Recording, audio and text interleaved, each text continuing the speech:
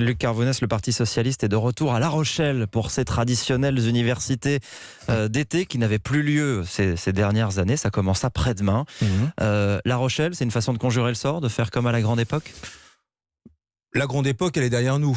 Maintenant, il faut savoir dans quelle époque on vit. Et c'est à cela que moi, je travaille. Que l'on retourne à La Rochelle, je trouve ça très bien. Vous savez, moi, j'ai fait toutes les universités d'été. J'étais un jeune militant lorsque Lionel Jospin avait inauguré cela. C'est toujours un moment joyeux pour les militants qui font l'effort de raccourcir justement leurs vacances et d'aller participer à des tables rondes. C'est une bonne idée que d'avoir remis en place ces universités d'été. Elles ne seront pas les seules. Moi-même, je rentrerai samedi soir de La Rochelle, où je me rends dès aujourd'hui d'ailleurs, pour participer le dimanche matin aux universités d'été de la France Insoumise dans le cadre d'un meeting sur ADP. Vous allez aux deux ?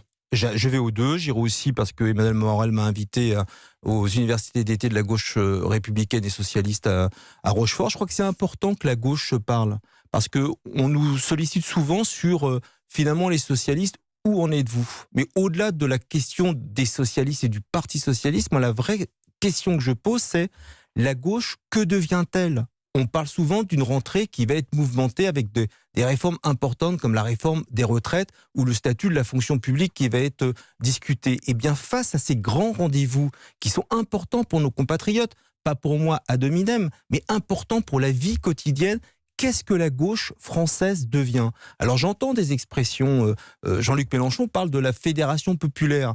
Il en a donné une définition qui me convient plutôt très bien, puisque moi j'ai créé il y a 1 an à Marseille la gauche arc-en-ciel qui dit à peu près la même chose sous une autre forme sémantique, à savoir que certes si l'union de la gauche est importante, elle n'est plus l'alpha et l'oméga désormais, on l'a bien compris, d'une stratégie politique. Et il faut pouvoir associer les citoyens, les associations, les ONG, tous ceux qui ont l'expertise qui permettent d'être efficaces dans les politiques publiques que l'on veut mener. Et ben je crois que la gauche, si elle veut redonner de l'espérance à nos compatriotes, il faut qu'elle regarde les erreurs qu'elle a commises à l'occasion des dernières élections européennes, parce que finalement ça a été un concours de petits chevaux de bois. 6% à la fin. Tout le monde se gargarise d'avoir un très petit score,